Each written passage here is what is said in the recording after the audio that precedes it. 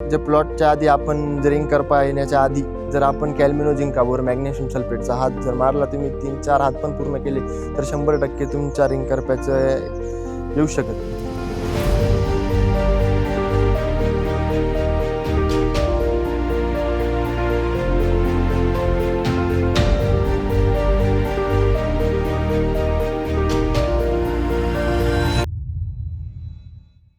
नमस्कार, माझं नाव पवन तुळशीराम मेदने, रामेश्वर, तालुका देवळा, जिल्हा नाशिक.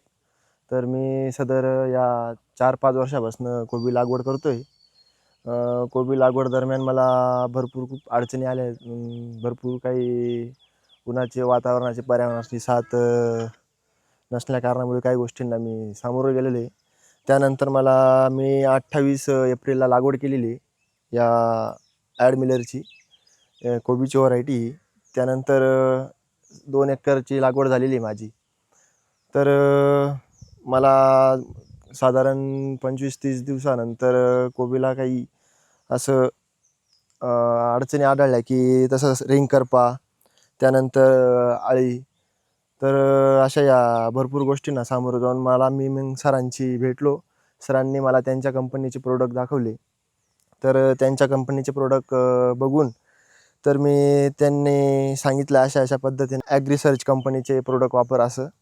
तर मी ते प्रोडक्ट वापरल्यानंतर जे त्यांनी मला कॅल्मिनो झिंका बोर आणि मॅग्नेशियम सल्फेट याचा मी अभ्यास केल्यानंतर त्यांनी पण मला तेच सांगितलं आणि ते मारल्यानंतर त्यांनी मला 5 हात दिले होते.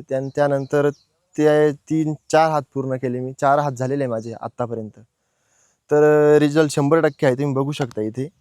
तर म्हणजे 95% रिझल्ट आहे आपल्याला त्या ॲग्रिसर्च कंपनीचा.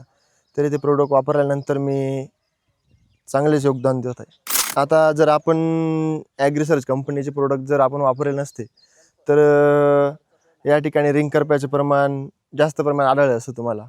त्या ठिकाणी मग हे जे आता माल आपल्याला काढणीवर आलेला आहे, तर हे साईटने आणि याला काही उपयोगच झाला नसता त्याचा. रिंगकरपा म्हणजे मोलभाव भेटला नसता त्या पद्धतीने आपल्याला. जे प्लॉटच्या आधी आपण जर रिंगकरपा येण्याच्या आधी जर आपण कॅल्मिनो झिंकावर मॅग्नेशियम सल्फेटचा हात जर मारला, तुम्ही 3-4 हात पण पूर्ण केले तर 100% तुमच्या रिंगकरप्याचं येऊ शकत नाही.